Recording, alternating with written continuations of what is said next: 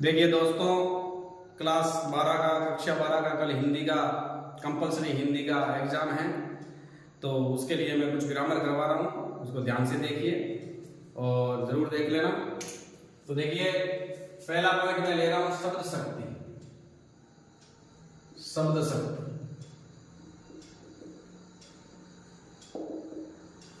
बात उठती है, शब्द शक्ति क्या है? एक ही शब्द भिन्न भिन्न परिस्थितियों में वाचक, लक्षक और व्यंजक बन जाता है और उसमें भिन्न भिन्न अर्थ उत्पन्न कर देने वाली शक्ति का नाम ही शब्द शक्ति है। एक ही शब्द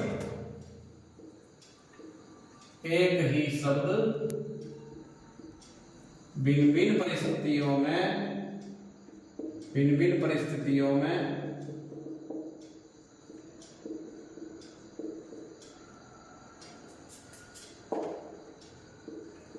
वाचक, लक्षक और व्यंजक बन जाता है।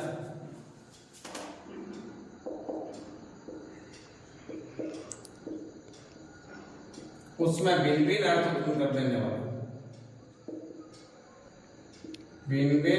अर्थ उत्पन्न करने वाले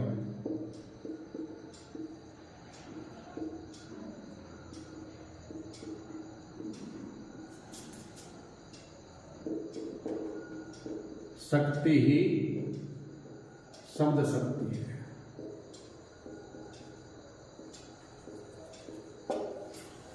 यानी एक ही शब्द भिन्न भिन्न परिस्थितियों में वाचक, लक्षक और व्यंजक बन जाता है, उसमें भिन्न भिन्न अर्थ उत्पन्न कर देने वाली शक्ति का नाम ही शब्द शक्ति है। वाचक का मतलब अभिधा शब्द शक्ति, लक्षक का मतलब लक्षणा शब्द शक्ति, व्यंजक का मतलब व्यंजना शब्द शक्ति। देखिए, शब्द शक्ति तीन प्रकार की होती है। दूसरा पॉइंट इसमें शब्द शक्ति कितने प्रकार? तीन।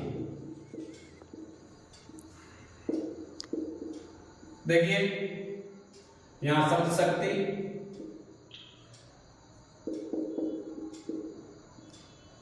तो देखो अभिधा होगी तो शब्द कौन सा होगा? वाचक। अर्थ क्या निकलेगा? वाच्यार्थ। और लक्षणा,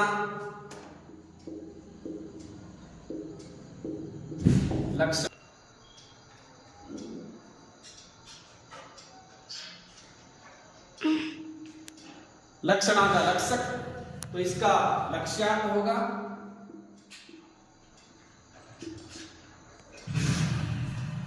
व्यंजना, व्यंजक,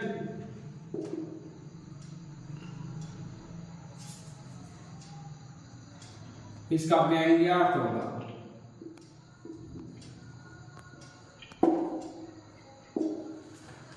तो देखिए, अभिधा शब्द शक्ति में लोक प्रचलित अर्थ प्रकट होता है। लोक प्रचलित अर्थ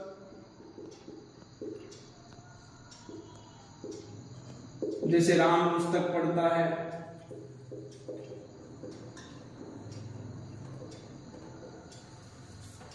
या राम विद्यालय जाता है। लक्षक में लक्ष्यार्थ होगा।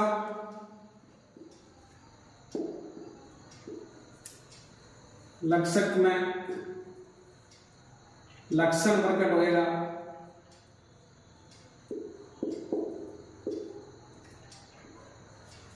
जैसे ये लड़की तो गाय है,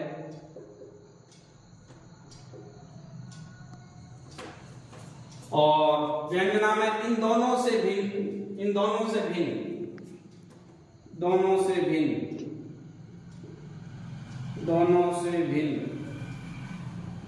अन्य। देखो, शब्द शक्ति एक ही शब्द भिन्न भिन्न परिस्थितियों में वाचक, लक्षक और व्यंजक बन जाता है, उसमें भिन्न भिन्न अर्थ उत्पन्न कर देने वाली शक्ति का नाम शब्द शक्ति है। ये तीन प्रकार की होती है, अभिधा, लक्षणा और व्यंजना। अभिधा में वाचक और अर्थ होगा वाच्यार्थ या मुख्यार्थ, लक्षणा में लक्षक या लक्ष्यार्थ और व्यंजना में व्यंजक या व्यंग्यार्थ। इसमें ये लोक प्रचलित अर्थ इसका होता है, ये लक्षणा प्रकट होता है, इसमें लक्षण प्रकट होता है, इसमें दोनों से भिन्न अन्य अर्थ प्रकट होता है। ठीक है ना। अब मैं ले रहा हूं तीसरा पॉइंट, अलंकार। अलंकार ये होता है अलम प्लस कार। अलम प्लस कार 1 नंबर का पूछ सकते हैं। 3 प्रकार के होते हैं अलंकार। जो काव्य की शोभा बढ़ाते हैं उसे हम अलंकार कहते हैं। जो काव्य की शोभा बढ़ाते हैं, जो काव्य की शोभा बढ़ाते हैं।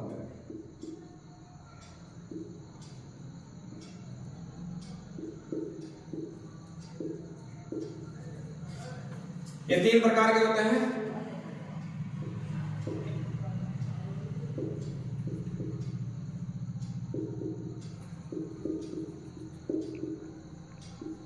शब्दालंकार,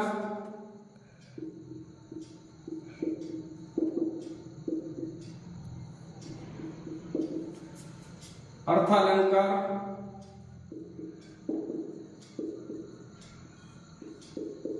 उभयालंकार।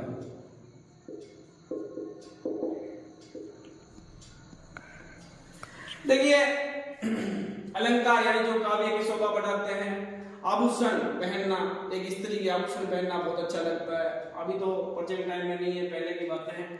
तो उसके लिए आजकल तो आभूषण पहनना पसंद नहीं करते इतना। तो देखिए शब्दालंकार, ये अलंकार और ये अर्थ। शब्दालंकार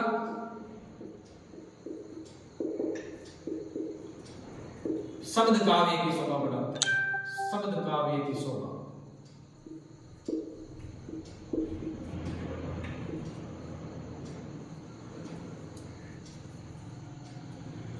और अर्थालंकार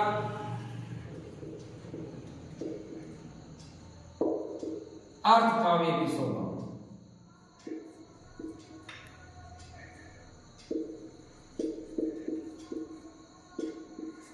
और उभयलंकार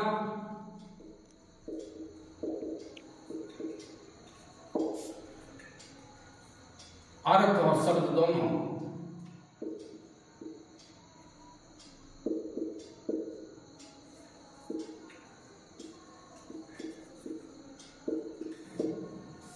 काव्य की शोभा बढ़ाते हैं।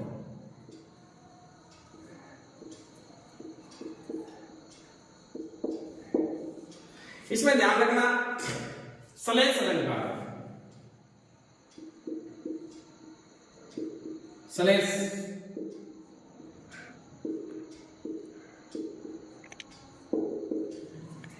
जिसमें शब्द तो एक ही बार आए, एक शब्द एक ही बार आए, उसके अर्थ 2 या 2 से अधिक निकले, उसे सलेस अलंकार। शब्द एक बार परंतु अर्थ 2 से अधिक निकले।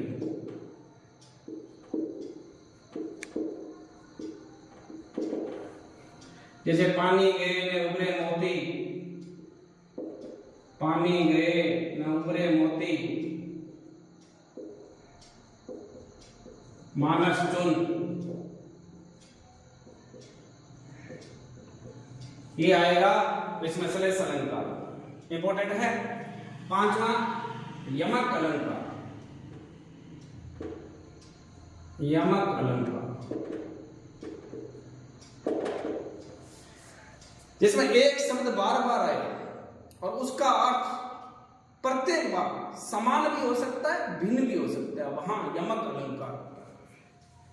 एक शब्द बार बार आए, एक शब्द बार बार आए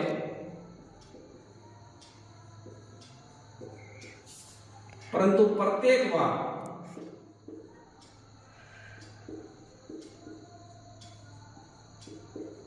अर्थ समान हो सकता है या भिन्न, समान या भिन्न, वह यमक अलंकार होता है। जैसे कनक कनकते 100 गुनी मादकता अधिका, ये वाला आ सकता है।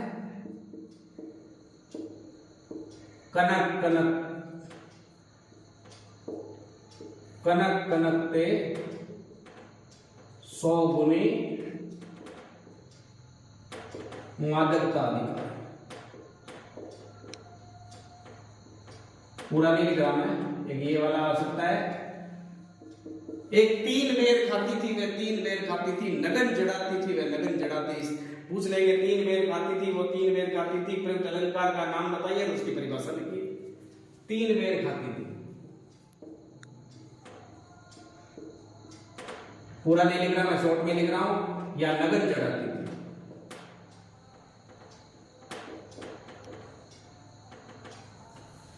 इनमें यमक अलंकार है। अब देखिए छठा संदेह अलंकार।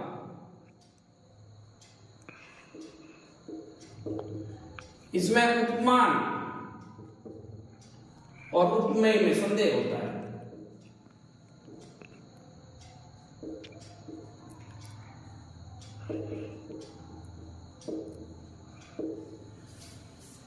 संदेह अलंकार जैसे नारी बीच सारी है कि सारी बीच नारी है कि सारी ही की नारी है कि सारी ही नारी की ही सारी है। तो देखिए इसमें सारी बीच नारी है, सारी बीच नारी है और नारी बीच सारी है।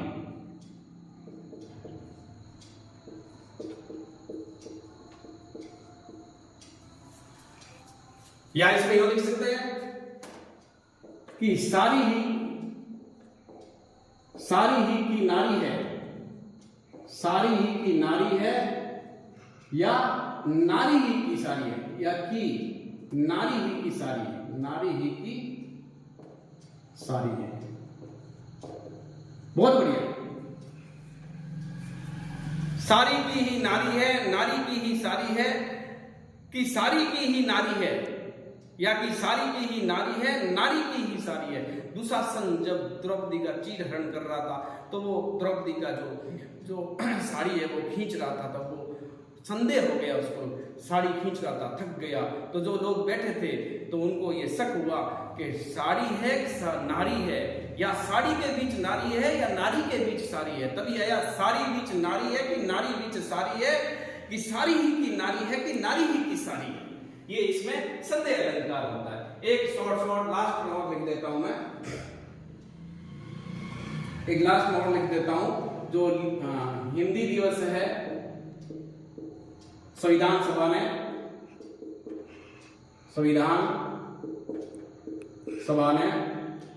14 सितंबर 1949 को राजभाषा घोषित किया था। हिंदी को राजभाषा घोषित किया था। लिपि है वो देवनागरी है, देवनागरी, और ये बाएं से दाएं लिखी जाती है, बाएं से दाएं, बाएं से दाएं। शब्द 52 है, जिसमें स्वर 14 है और व्यंजन 38 है। ये इसमें से भी क्वेश्चन पढ़ सकता है। हिंदी संविधान सभा ने कब राजभाषा घोषित किया? 14 सितंबर 1949 को राजभाषा घोषित किया, आर्टिकल 343 के अनुसार। और देवनागरी हमारी लिपि कौन सी है? देवनागरी है। ये कहां से कहां तक? बाएं से दाएं तक। इसमें कितने शब्द हैं? 52, और स्वर कितने हैं? 14, और व्यंजन कितने हैं? 38।